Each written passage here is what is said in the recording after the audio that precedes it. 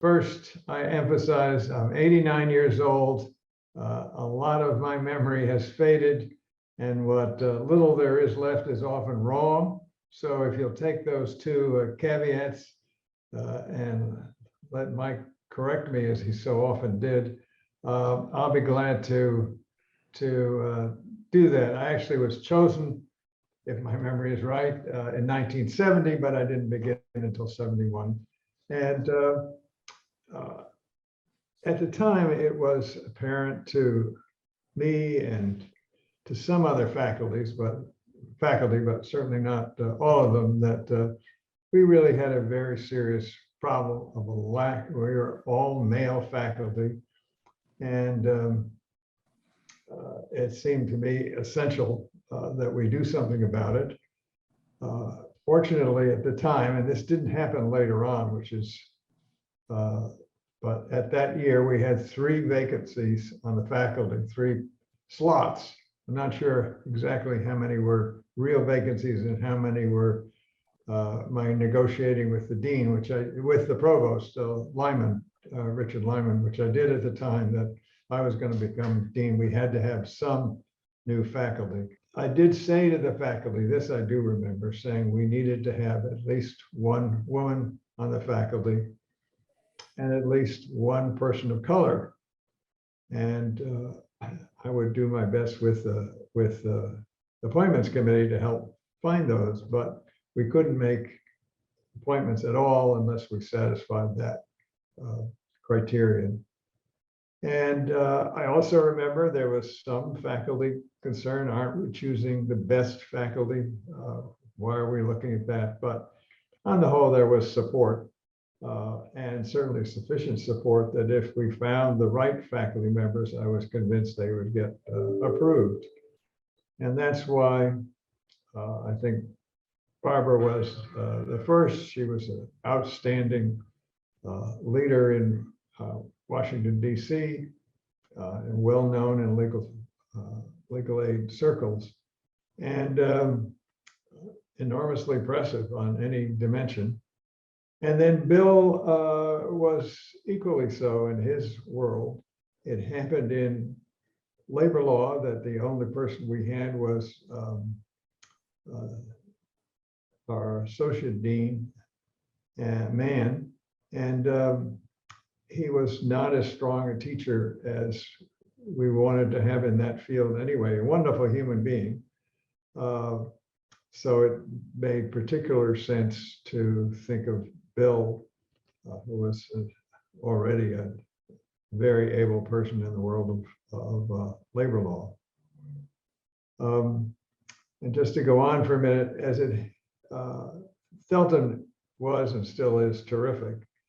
And he helped design something that started with Bayless Manning, which was that when up to then, we had chosen students solely on the basis of doing well on LSAT and well on grades. But we shifted to say that if students of color did well enough to be admitted on either one of those, they would be admitted. And that was not the only factor, but it was a big factor in helping to enhance the numbers of Black and Hispanic students. So my understanding, Tom, is that you said in the prior conversation that you advised the faculty that although you couldn't choose new faculty members, you could veto faculty members, and that you made clear, as I recall, is that you advised the faculty that you weren't going to appoint anybody unless one of them, the woman, and one of them, the person of color. And Mike, again, please correct me if I'm wrong, but that's what I remember. And further, I remember that was a nervy thing to do, because if you, at the beginning of your tenure, deny the faculty something they want to do, that's not a healthy way to begin. On the other hand, they chose me. I mean, the provost and president appointed me, but I wouldn't have gotten appointed if the faculty didn't want that. And I knew that. So I didn't think I would get knocked down in my first year. Tom, both you and Mike, and given where you were coming from at that point, how did you see the support from your colleagues in going about filling 2 out of 3 of those positions with a woman and a person of color? Was this something that, for the most part, people felt was the right thing? Was there any kind of controversy about it? Maybe Mike, do you remember anything? I remember a couple of exceptions to doing this in principle, but Mike, but on the whole, I remember real support. So a couple of things in context. First of all, I was on leave when Tom became dean, because as we've discussed before, I had come to Stanford with an agreement, because I came right out of law school, with an agreement that after 3 years of teaching, I could have a leave of absence and go 3 years to practice. And so I was actually not there in 70, 71 and 71, 72. And I was in fact back in the District of Columbia and working with under Barbara Babcock as head of the Public Defender Service. And we can get to this in a bit, contacted Tom about Barbara and worked on her interest and on the law school's interest. The main thing was that for a variety of reasons that were discussed in previous programs, the law school had made a commitment to diversification at the student body level and had found a recruiting basis. And already by the time Tom was coming, there were substantial increase in numbers of both African American and women in the student body. And there was a general aura in the country that diversity was necessary, the civil rights movement was necessary, so that was going to occur. It was also the case, Tom was highly regarded by the faculty, and people were very pleased when he became dean after Bayless Manning left. Several things had occurred around that time that also were part of the context. In 1962, there were 12 members of the faculty. By the time I came in 1967, there were 20. Tom was part of the group that came in between 62 and 67, along with Charlie Myers and a number of other people. So the faculty itself was changing, and a lot of the new faculty who had come in had different attitudes about the world and the nature of recruitment than some of the faculty that had been there for a very long time. Although there were people like Carl Spaeth, who was, I think, always committed to a broadening and diversity on the faculty, but there were people that that still had different attitudes. It was also the case in that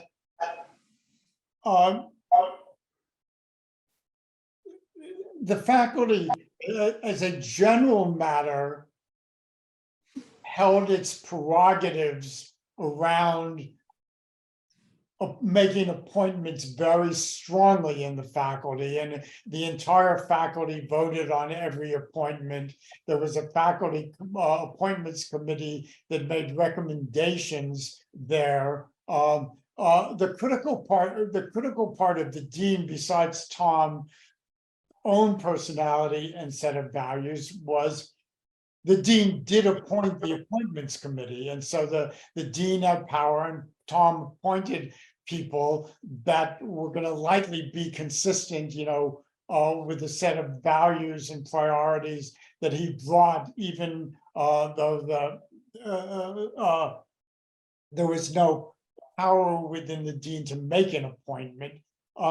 It was also the case generally throughout my entire career that although the dean did not have the power to appoint, the faculty in general, although they gave deans a lot of, on an individual basis, faculty members could be very demanding, as Tom could tell you, but the general notion was that a lot of deference to what the dean wanted to do in appointments, because the dean was raising lots of money and building the school up. And so on the other hand, because of the lack of diversity in law schools up until 1970, there was a very, very small pool of women and African Americans, and even smaller pool of Hispanics available for appointments. And so that was going to make the issue difficult, that you had to do wide screening. And there was a general view that, as I've talked about before, Stanford was wanting to become one of the top law schools in the country.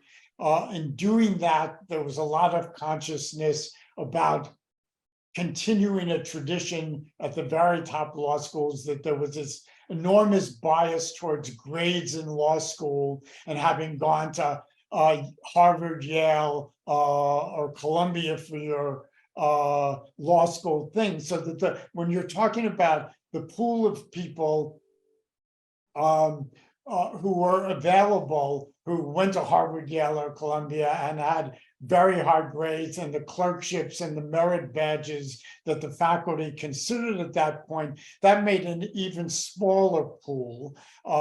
And the only way you overcame that set of criteria that were present at that point was if you had gone to some other law school, you had to do substantial writing and be recognized because of your writing. I think what when Tom led the faculty toward saying we want women and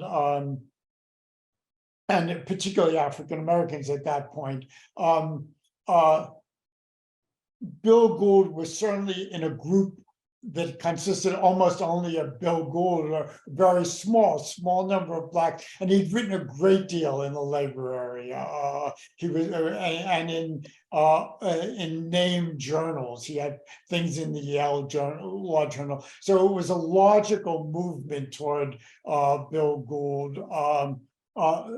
to go there. The pool after Bill Gould was not very great to go, and that shaped the next couple of years in terms of where you were going to go. As I say, because there were also very small numbers of women graduating, and my wife was, a classmate of mine at Yale. At Yale and Harvard, at Yale there were 8 or 9 women a year. At Harvard there might be 15. It was, and not all wanted to go into academics, or even most didn't. There were job opportunities there. It meant that the pool was limited. As I say, on the women's front, in two sort of regards, the percentage of women went up enormously in the 1970s because of the active recruitment, because of the wanting to replace, take into account that males were being drafted, and so to have adequate numbers. Although there was an increase among African Americans and then Hispanics, it didn't nearly match the kind of increase as women. So the pool was becoming much bigger, and the availability was there. And as I say, on the women's front, there had been the women, and even as we've talked about, the Blacks and women who had gone to Stanford, Harvard, and Yale were actually quite exceptional people in the 50s and 60s. It took an exceptional group. Many had done, Sally Ann Payton and Vaughn Williams at Stanford, who had been very, very strong undergraduates who became law review people at it, but it was a very small pool that was recruited from the top people. That did mean that there was a pool of people, the Ruth Bader Ginsburgs, the Barbara Babcocks, the others that were at Harvard and Yale that met our criteria.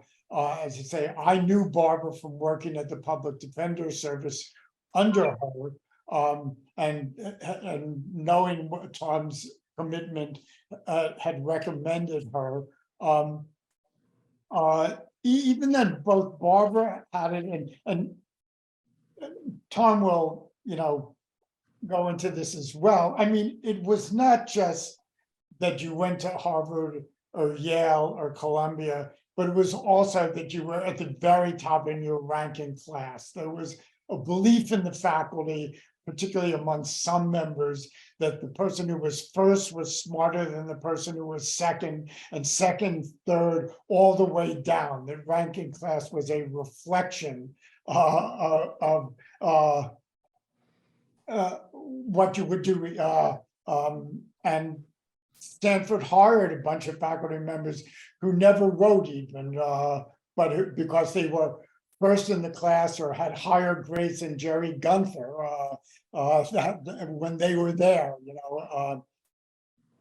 and it took the leadership of Tom to overcome that kind of mental set that ranking class just was a reflection that you were going to be a good scholar, a good everything, as opposed to a good test taker. So it'd be fair to say then that the reason why, Tom, when you became dean, there were no women, on the faculty, no African Americans, a combination mostly of there being such a small pool of possible candidates, and to some maybe more limited extent, the culture of the faculty as to the standards that they felt were critical for an appointment, like standing in class or whatever. Yes, although I wouldn't underestimate the second part too.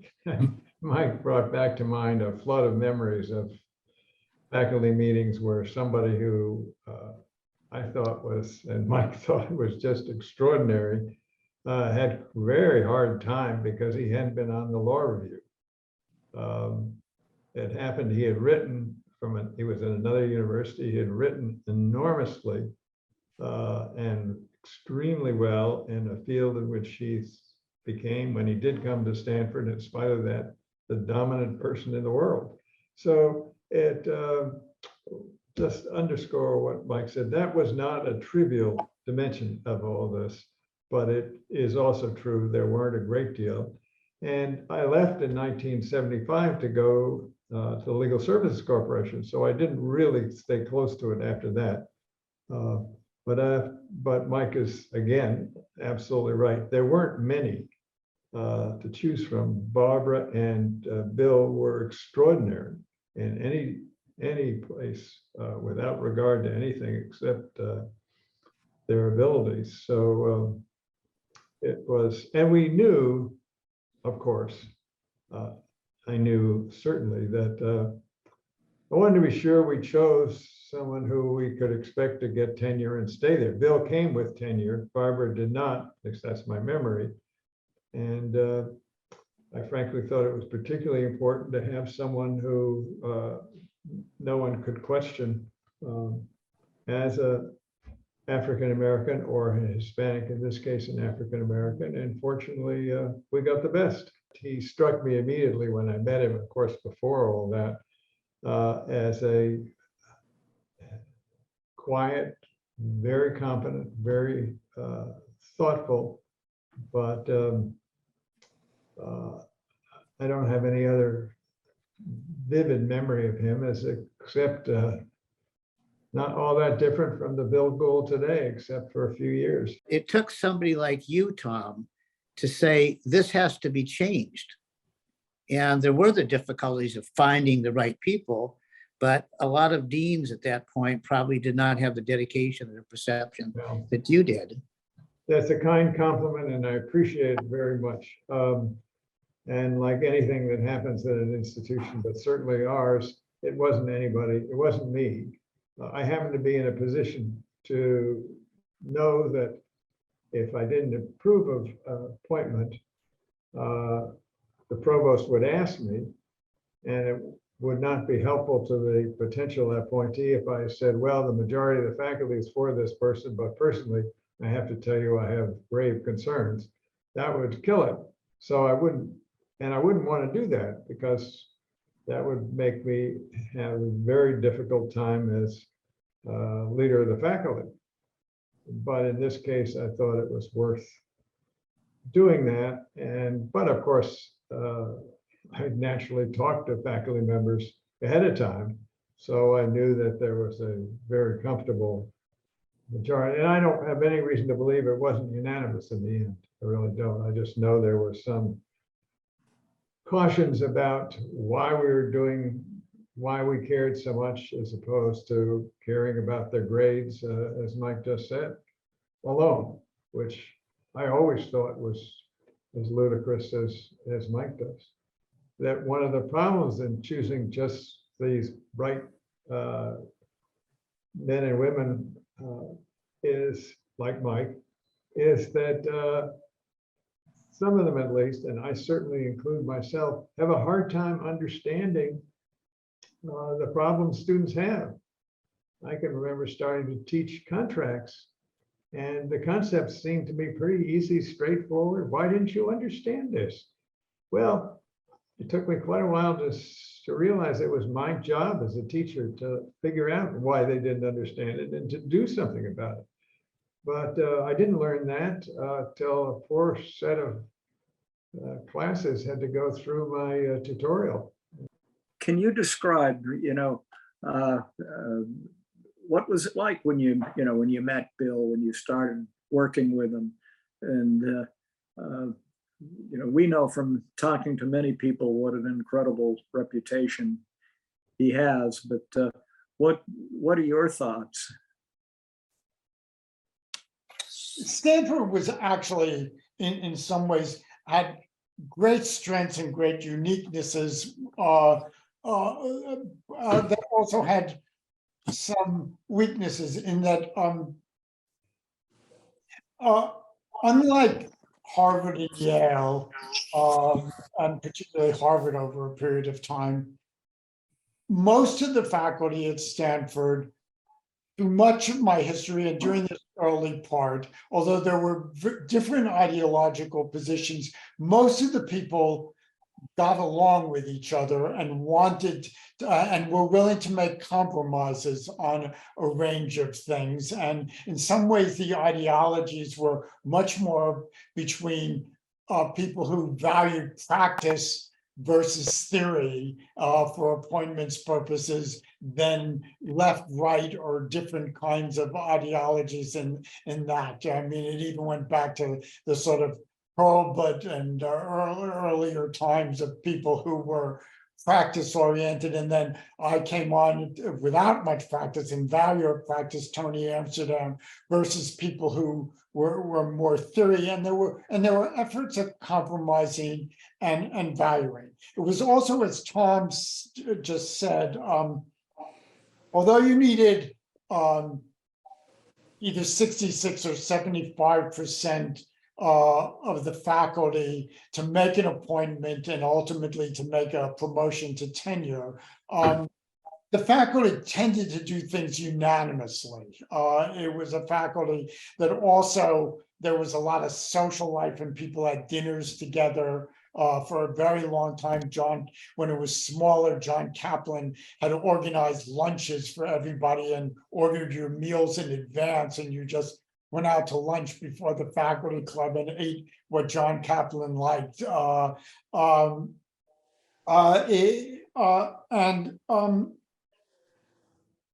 And because of that sort of attitude, the key part of appointments really came by the dean and the appointments committee doing a lot of walking the halls and talking to people individually about prospects and where things should go, and building it in that sort of way. So things, by the time things got to a vote, the work had been done in the hallways, in the individual offices, and that made it very critical to have a dean who was open to doing that kind of work in the offices, which Tom did. And I think that the flip side of that is once people came, everybody was expected, they were doing their work. Sometimes they worked in small groups together, but there was a lot of individualism on work there. I mean, there had been people like Charlie Myers and Howard Williams who worked closely together and come for that purpose. So then when Bill came, he came into a faculty of a lot of people individually who respected other people and were prepared to work with them, and he became an important member of that. He was incorporated as part of the culture of what was the institution. The people who had trouble all through the institution at some degree is if you expected special recognition. People on the faculty tended to think they each were stars. I don't think we were unique in those days or now. Right. Mike, it was 12 years before another faculty member of color was appointed after, after Bill. Was that solely just the question of the pool that you were talking about before, or just random, or do you think there are any reasons that that was the case? I think the pool remained small during that period, even though there was a substantial increase in numbers. And of course, before Chuck Lawrence, Miguel Mendez was added. Right. So there was another appointment of a person of color. It was not another African American there. Again, going back to what I previously said, we didn't dramatically change the notion that most of our people were going to come from 4 or 5 law schools, or even 1, 2, or 3 law schools. That was an important factor, and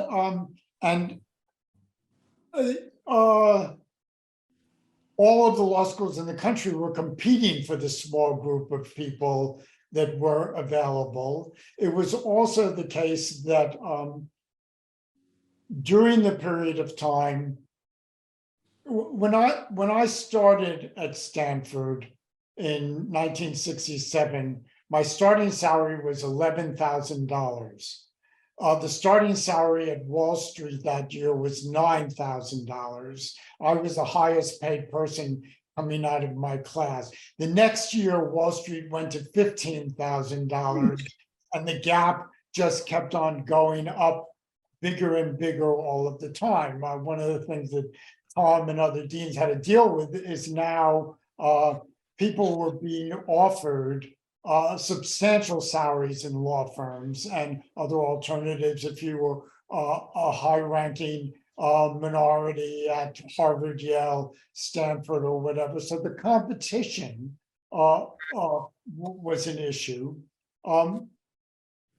For many African Americans, particularly, coming to the West Coast was a big step. I mean, Stanford and California were a different world from most African Americans who had grown up in the East or the South. And if an offer was there from Harvard or Yale or Columbia, that would be a very hard competitive sell at this point, as it was often for students as well, for African-American students, it was easier with Hispanics because of a Western structure. So I think we weren't going to change the criteria, which were either grades or writing. And it just took a while till the pool built up. So, Mike, I know you were instrumental in Barbara Babcock's being hired. When you met her, were you conscious about the fact that she ought to join Stanford Law School because she was a woman? How important was that in your decision, your desire to encourage her to come to the school? I encouraged her to come to the school because she was a great lawyer, a great leader of the public defender service. It was clear from the beginning she would be a great teacher. She was teaching me and everybody else at the public defender service how to be lawyers and how to do things. We certainly, I wanted the faculty to be diverse in terms of women,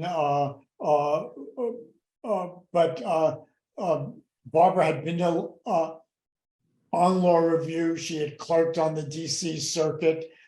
She was head of a major organization. She brought a public interest background. I was interested in clinical stuff, and more people were. We had brought in Tony Amsterdam. So Barbara filled all kinds of pieces that we wanted. Even then, as Tom said, some people had to be persuaded because she wasn't first in the class. She was seventh. That meant 6 smarter people in the world. But the big effort was I had to spend a lot of time convincing her she wanted to teach. And was there, she was head of the most widely regarded public defender service in the country. so was there a connection between the hiring of Bill and the hiring of Barbara? Were they coordinated in some way, or? It was not a tandem. Right. Tom had said, we were looking for both women and racial minorities, and an effort to get both. And Well, we made pretty sure they wouldn't get appointed. Right. Or went to the committee, though. To the full faculty. Yeah. Right. It is worth also participating. Part of the challenge, as I think Mike alluded to, you guys would have been admitted to Stanford Law School no matter what. But back then, it was much more of a regional law school in the 60s and early 70s than it is today. That's because of a lot of work for a lot of people. It became not just a national law school, but one of the handful of top law schools. But it was seen, and properly so, in my view, as not the very best till Mike came. The question I have is, of course, that affirmative action now has become politically a real football. And Tom, have you thought about, or Mike, that what you did back then in saying that you had the faculty needed to hire a woman and a person of color, is that doing something like that now would probably create a tremendous amount of controversy and may well be illegal, especially after the Supreme Court makes its decision? Oh, I've thought a lot about that, and I'm afraid the Supreme Court is going to turn the 14th Amendment on its head and do exactly the opposite from what it was intended. Yeah, I believed strongly in affirmative action then. I still do. I think what our courts are doing is really shackling our societies in important ways. I underscore strongly, yes, I've thought a lot about that, and I think it's a sad commentary. It's true, yes, we have at least as many women in the student body as men, and we've had 3 deans in a row, I think, who are law school deans who are women. But we haven't done as well as I would like. There's still significant bias against women, but even more so for very terrific people of color who've, and that's the great stain on our society. Having said that, you must be very proud, though, that you were the one, and I know that you're being humble about this, but you were the one that was the catalyst in getting this done and figuring out the strategy. Was that something that you came up with on your own, about the fact that that they needed to hire a woman and a person of color, or they weren't going to be able to hire anybody? And Oh, no, I mean, I obviously I talked to faculty and said, this is what I strongly believed, and there were a number there whom I knew would agree, and we did. We talked to other faculty, and it was a big advantage for that was my first year. So, faculty wasn't going to say no to that. But I also take it at the same time you felt that both Bill and Barbara were as qualified as Absolutely. As anybody could be for the positions that they came in at. Absolutely. So, Dangerous ground here, but I would say more qualified than some of Mike's and my colleagues. we won't ask you for names. Right. the Supreme Court may unfortunately rule on the affirmative action. That will have an impact on admission of students. It will not have an admission of, it will not have the same sort of impact, at least legally, on the hiring of faculty, since faculty are hired without clear criteria that would enable you to say somebody scored, 20 points lower on the LSAT or had a 3.3 grade point average instead of a 3.4 grade point average, because the faculty hiring is this notion of, is it good writing? Are they going to be a scholar? Kinds of predictions and different ideologies about what is good writing, what kind of fields do you need and stuff. It'd be, I think, a lot more difficult to Yeah. a legal case on the hiring basis of faculty. As Tom was just alluding to, I mean, a faculty is made up of 40 people, each with their own set of criteria in their heads of what makes a good scholar and what makes it a good. And the key thing for a dean and for a committee chair and others is to bring together those set of things. Obviously, there's a lot of overlap with things, but there's a lot of difference of views of what the scholarly world's about. It is different, though. I could not say, a dean would have a hard time saying today, even to the faculty, because it would certainly get out, that we're have to hire a Black or Hispanic if we're going to hire anybody. Yes. Can't do that anymore, unfortunately. So if I could ask one final question for me, is it so?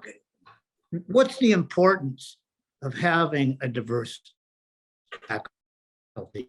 Students are going to go out into the world. Students are going to go out in the world in a diverse world with the diverse societies, and they better understand perspectives.